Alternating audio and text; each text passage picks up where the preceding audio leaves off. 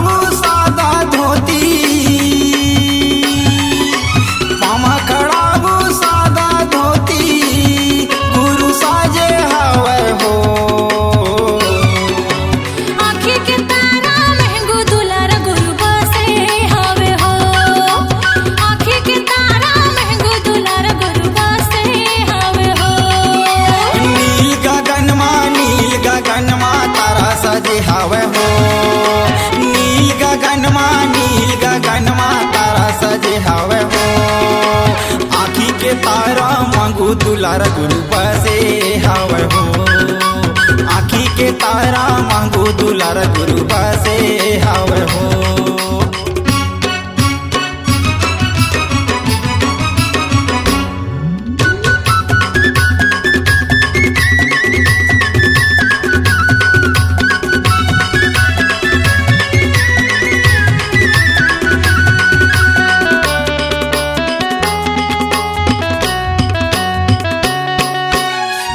बरोबर सफेद उजाला दिखे जोड़ा जत खम्भा, दिखे जोड़ा जत खम्भा भैया, दिखे जोड़ा जत खम्भा।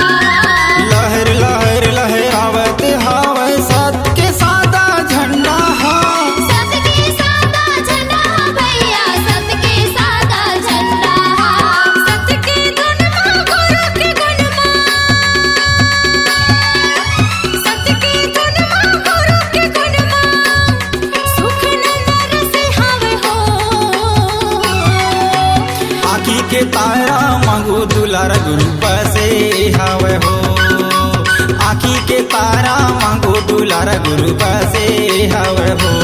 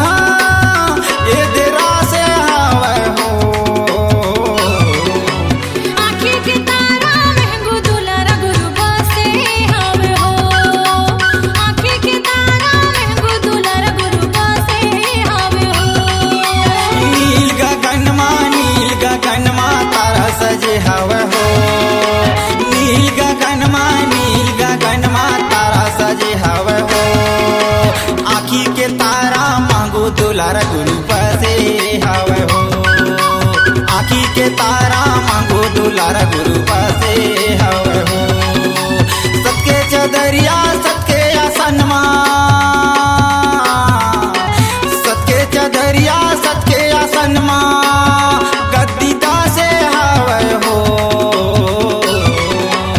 आखी के तारा मांगो दुलार गुरु बसे हवे हो आँखी के तारा महंगो दुलार गुरु बसे हवे हो आखी के तारा मांगो दुलार गुरु बसे हवे हो आँखी के तारा महंगो दुलार गुरु बसे हवे हो गुरु बसे हवे हो गुरु बसे हवे हो गुरु बसे हवे हो गुरु बसे हवे हो C-Log Digital Recording Studio, Cordoba. Contact number 99071192115.